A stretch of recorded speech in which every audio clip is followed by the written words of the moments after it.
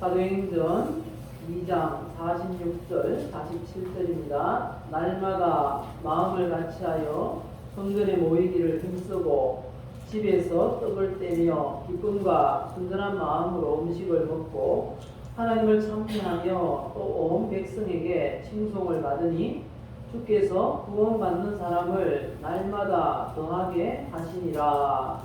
아멘.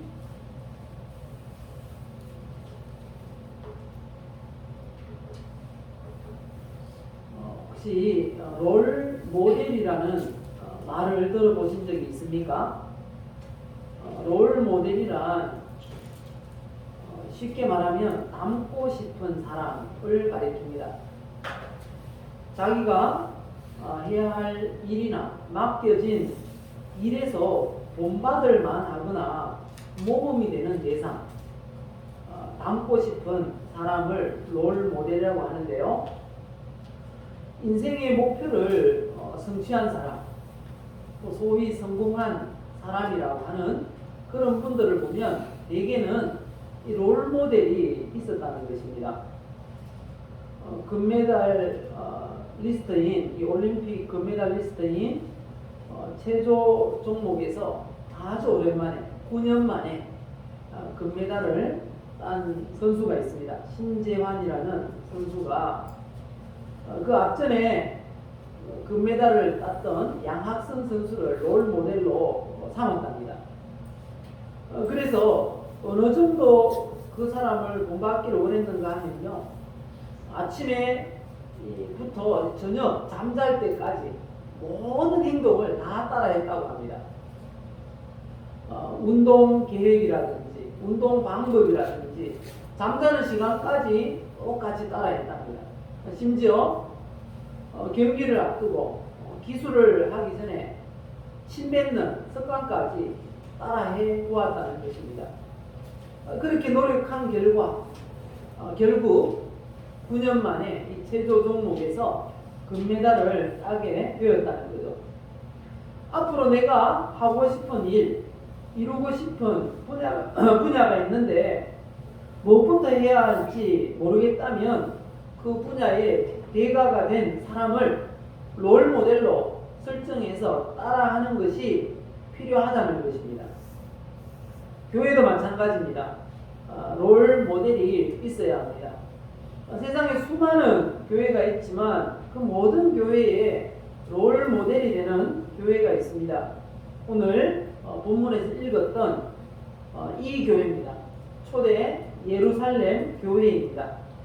초대 예루살렘 교회가 어떤 교회인지를 잘 알 수 있는 그런 말씀이 오늘 본문인 것입니다. 오늘 본문 다시 한번 읽어보면요, 날마다 마음을 같이하여 성전에 모이기를 힘쓰고 집에서 떡을 떼며 기쁨과 순전한 마음으로 음식을 먹고 하나님을 찬미하며 또 온 백성에게 칭송을 받으니 주께서 구원받는 사람을 날마다 더하게 하시니라. 이렇게 말씀하십니다.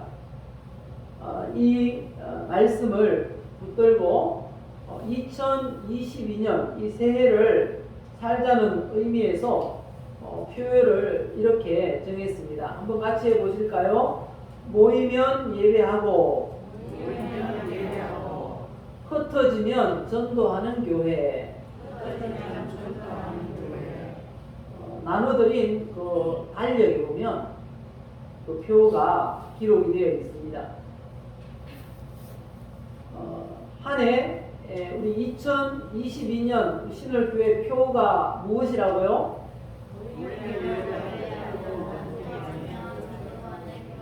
예, 아주 총명하십니다.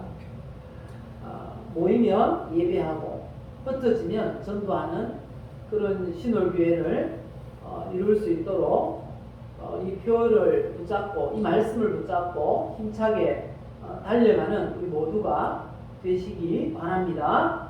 이 표라는 건 이 목표가 되는 말, 이런 의미입니다. 온 교회가 한 해 동안 이 표를 중심으로 해서 목표를 향해서 달려가야 할 것입니다. 그래서 이 시간 주신 말씀을 통해서 모이면 예배하고 흩어지면 전도하는 교회라는 제목으로 말씀을 전하겠습니다. 우리 늘 고백하는 것처럼 우리의 인생을 만들어가는 고백 같이 했으면 좋겠습니다. 나는 하나님의 사랑을 받고 있습니다. 하나님의 사랑을 받고 있습니다. 하나님은 나를 치료하십니다. 하나님은 나를 지켜주십니다. 하나님은 나에게 복을 주십니다. 하나님은 나에게 복을 주십니다. 하나님, 모이면 예배하고 흩어지면 전도하는 교회가 되도록 도와주세요. 하나님 모이면 기도하고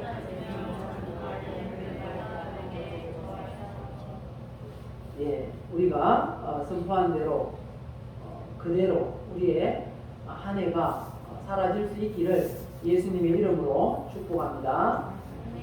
오늘 본문을 통해서 우리 신월교회가 한 해 동안 추구해야 할 구체적인 내용 우리가 살펴보겠습니다. 첫 번째는 모이면 예배하는 교회가 되어야 하겠습니다. 초대 예루살렘 교회는 예배하기 위해서 모이기에 힘썼다라고 말씀합니다.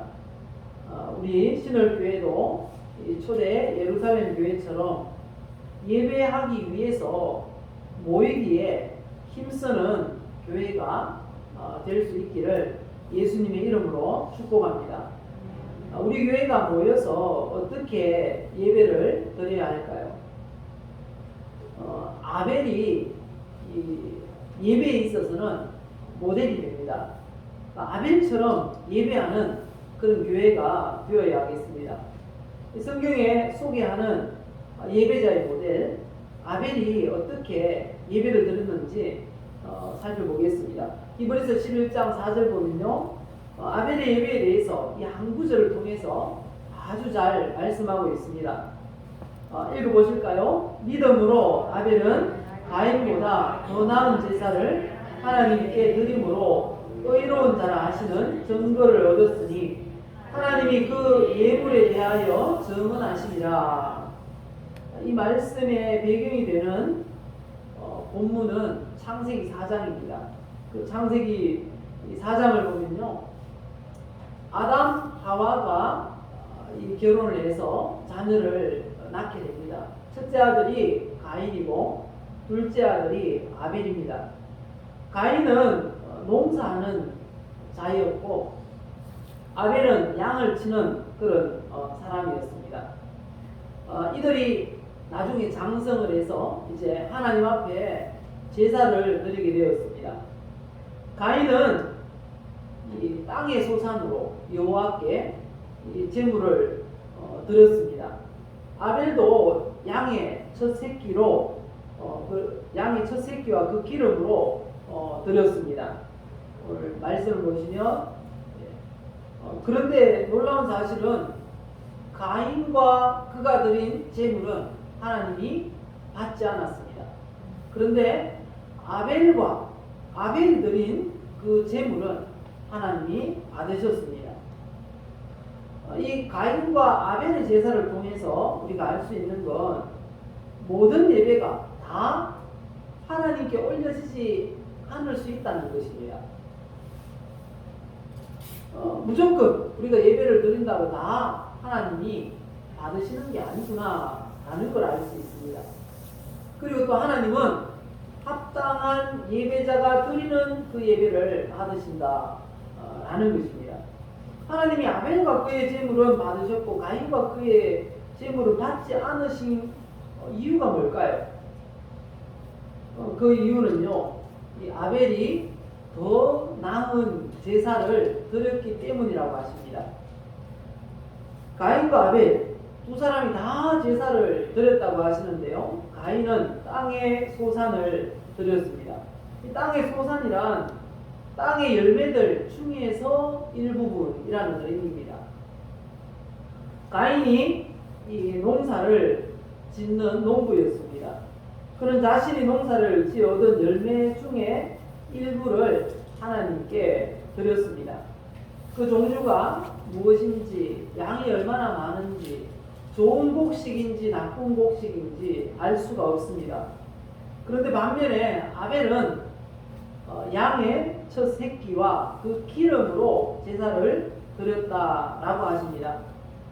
기름으로 되어 있는데 요즘은 기름 하면은 이 안 먹는 부위 이렇게 알려져 있잖아요. 그런데 이 부분을 원어로 보니까, 히브리어로 보니까 살찐 혹은 가장 맛있는 부분, 이런 의미가 있습니다.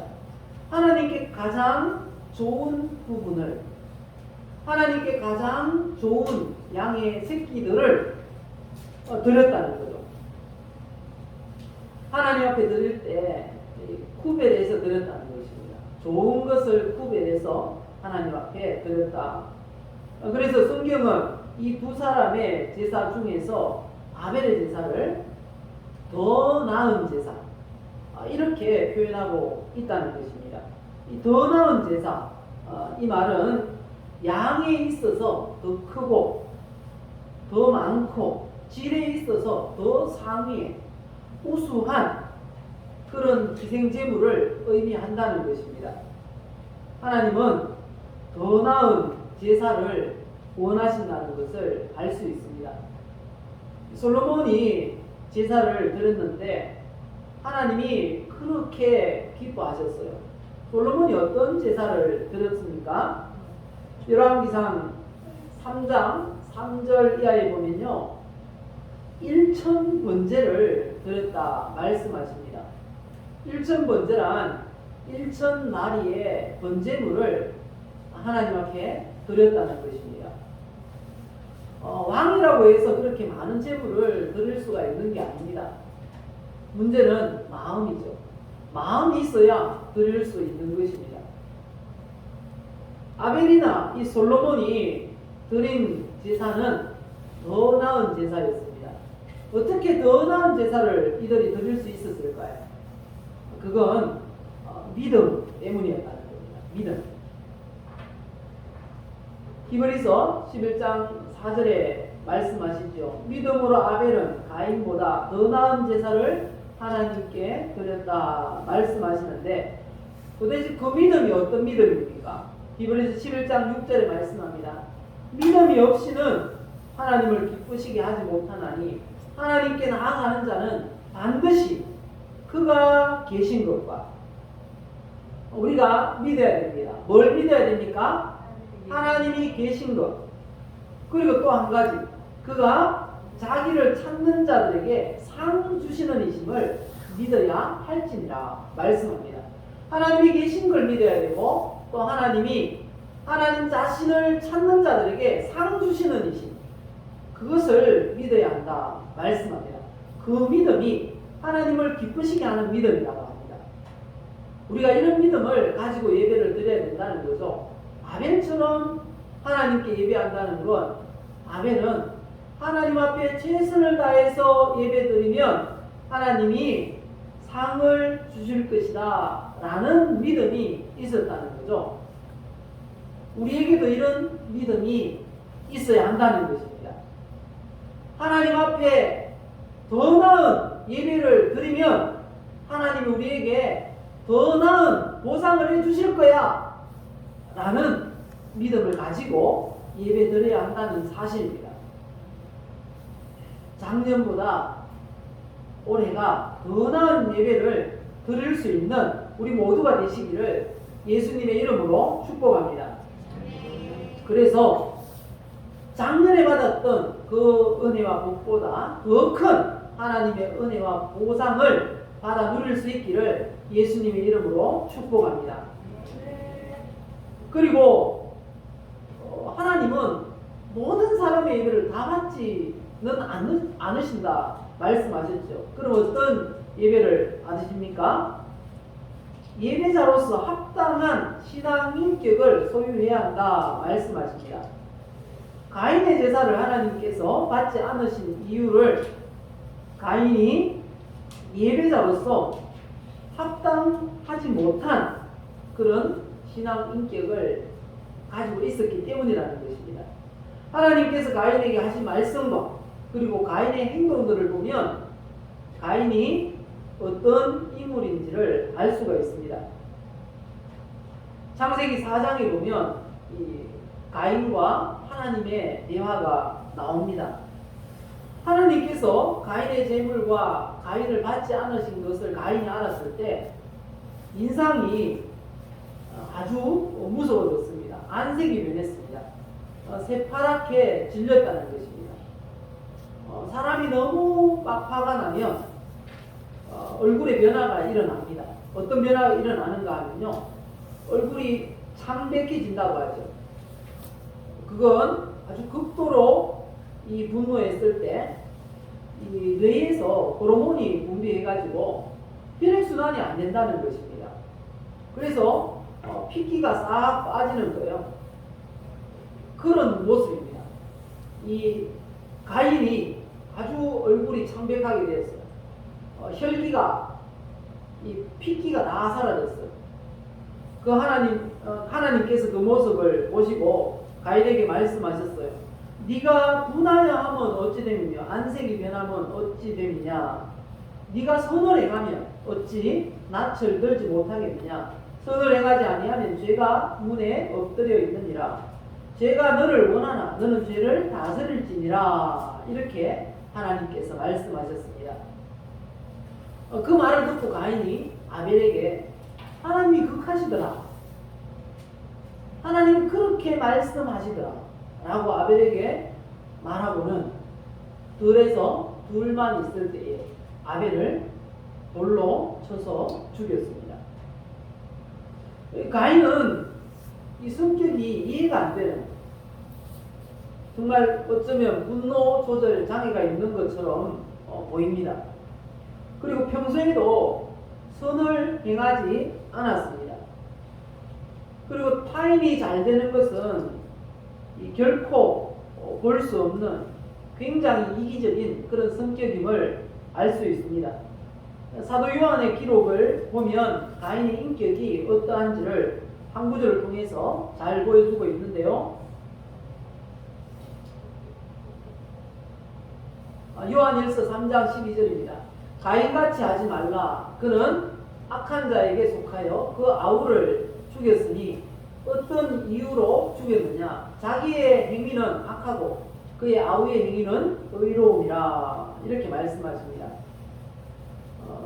우리 성도님들이 예배자로서 이렇게 예배를 드리고 한 주간 어떤 모습으로 살아가는지, 그 모습이 매우 중요하다라는 사실을 우리는 기억해야 합니다.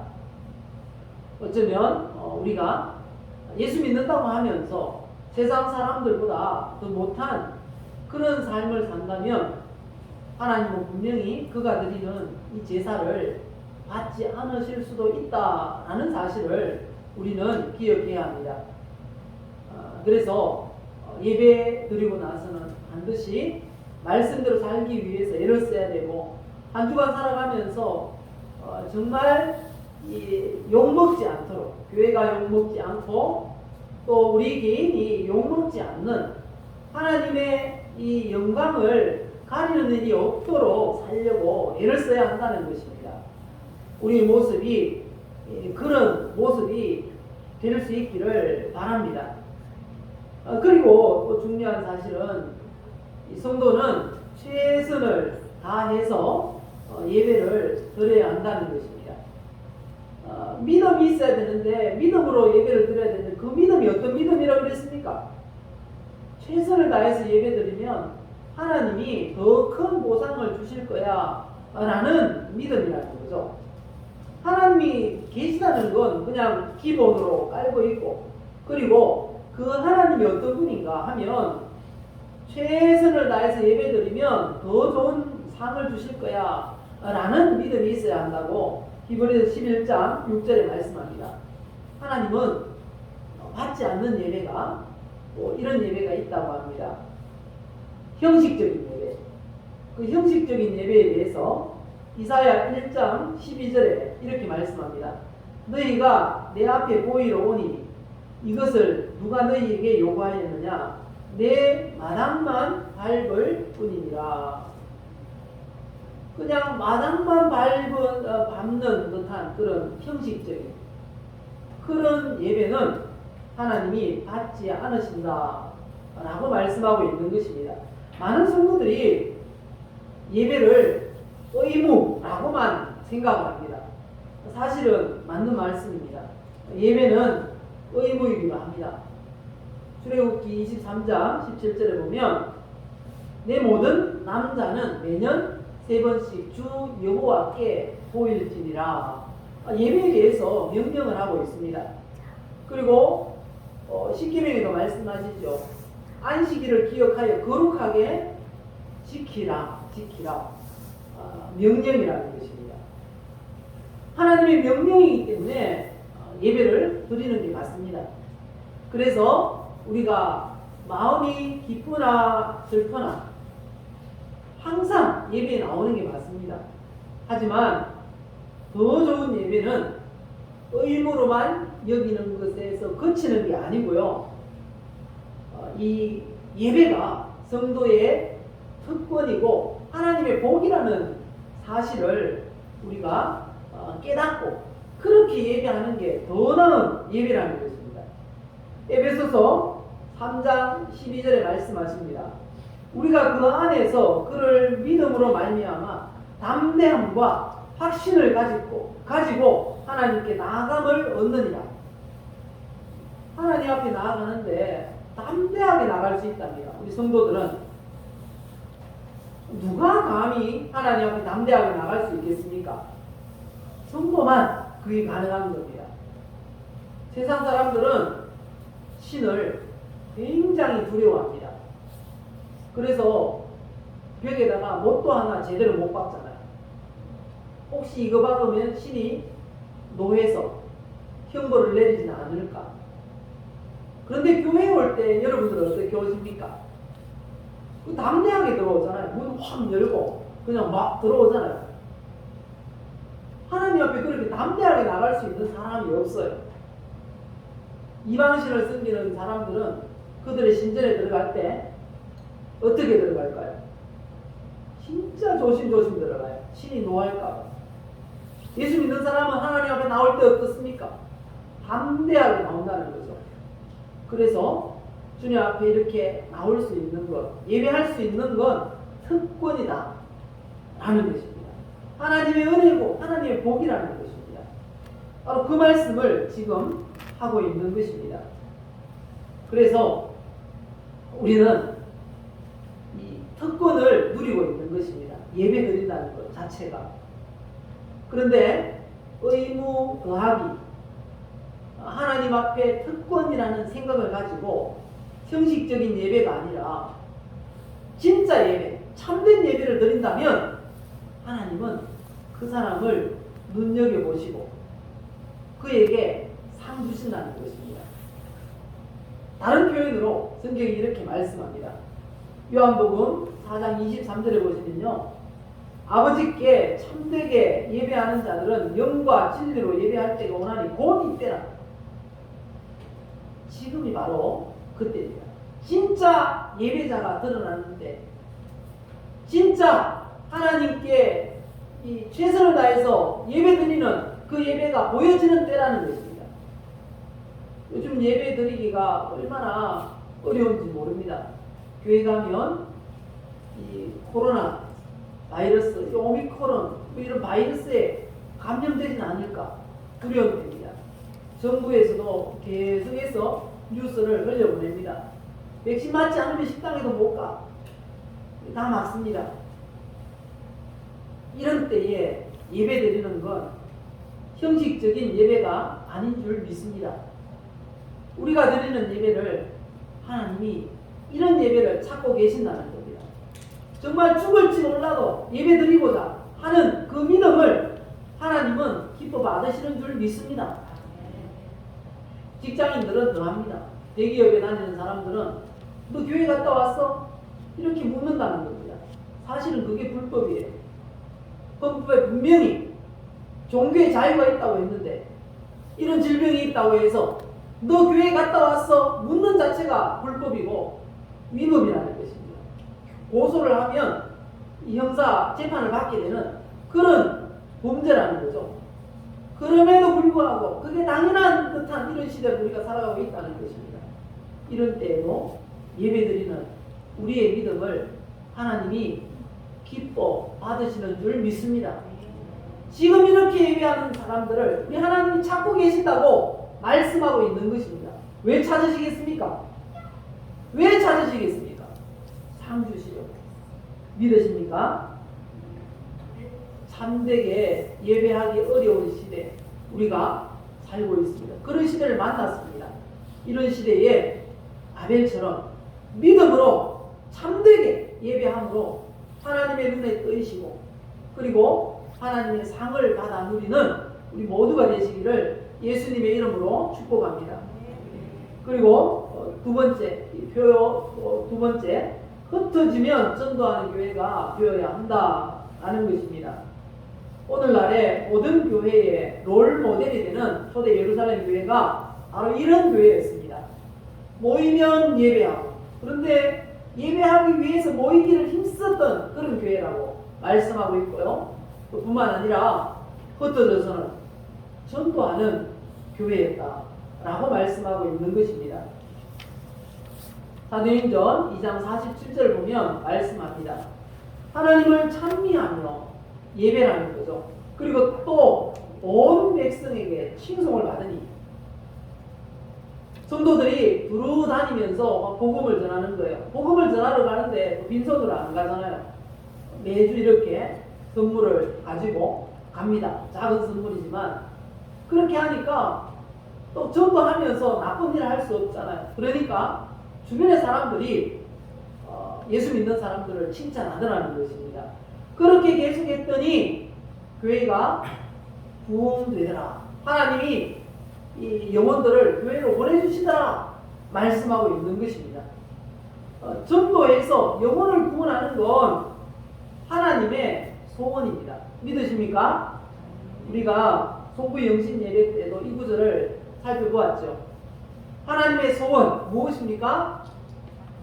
모든 사람이 구원을 받으며 진리를 아는 것. 이게 하나님의 소원입니다. 원하시느니라 이게 하나님의 소원이라는 말씀인 것입니다. 그래서 하나님은 한 사람이 회개하고 구원받는 걸 그렇게 기뻐하십니다. 전도라는 게 사실은 얼마나 세상 사람들이 보면 어리석은 그런 일로 보일 수 있다는 겁니다.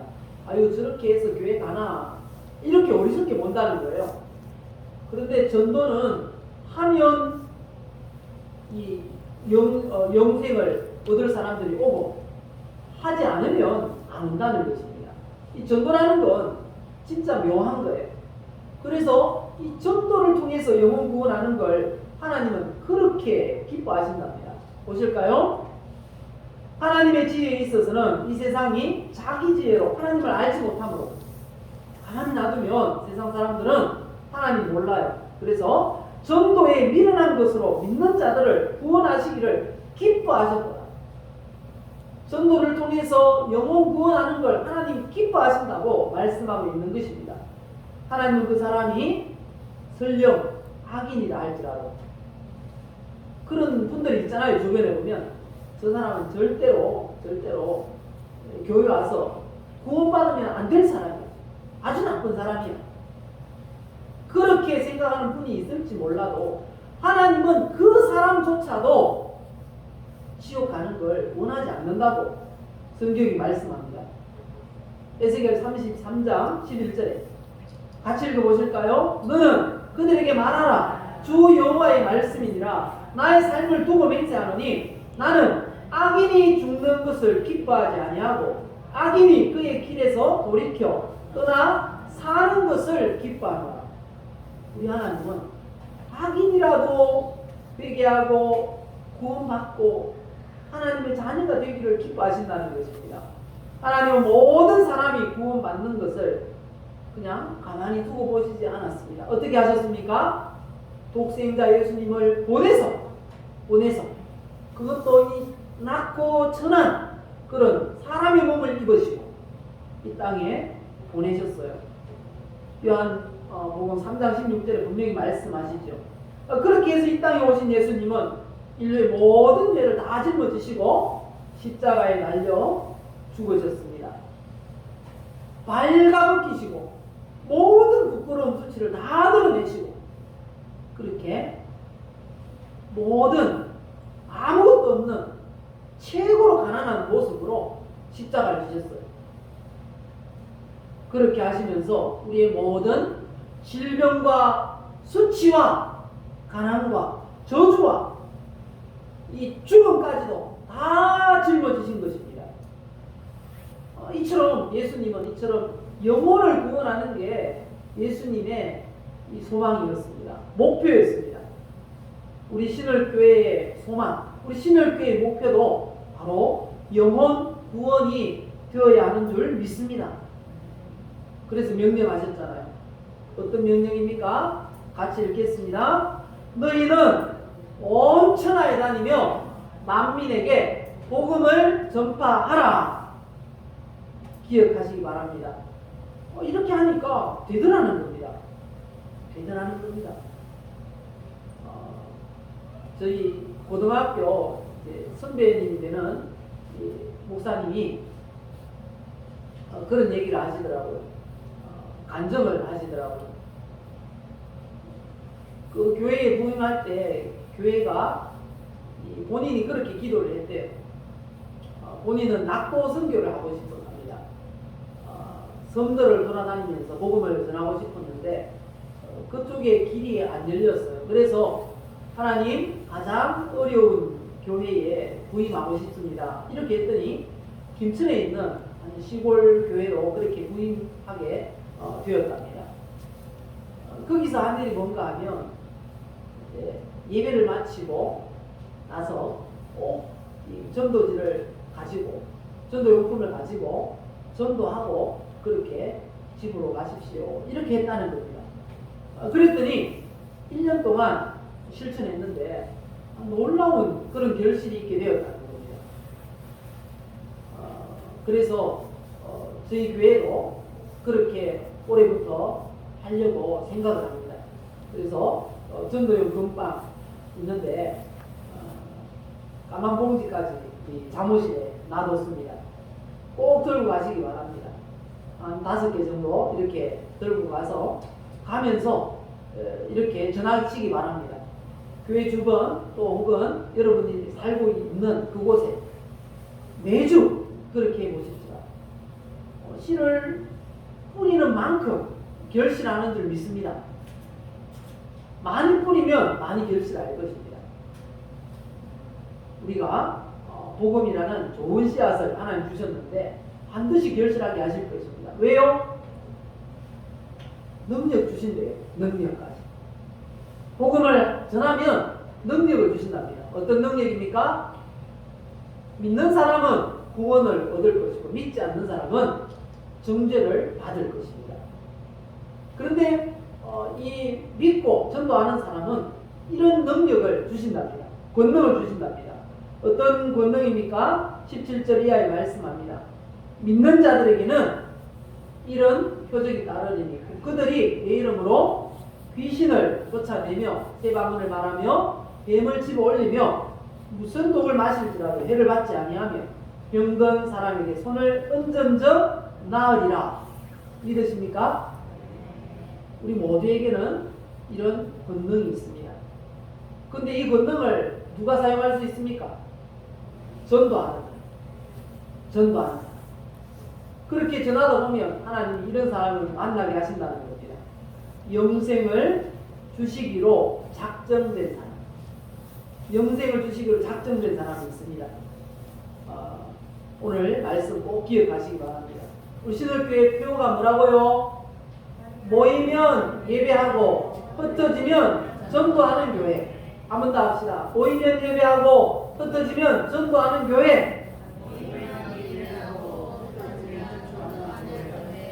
우리가 실천해서 하나님의 영광을 드러내고 하나님의 나라를 확장하고 하나님의 뜻을 이루고 하나님의 더 큰 은혜와 복을 받는 우리 모두가 되시기를 예수님의 이름으로 축복합니다.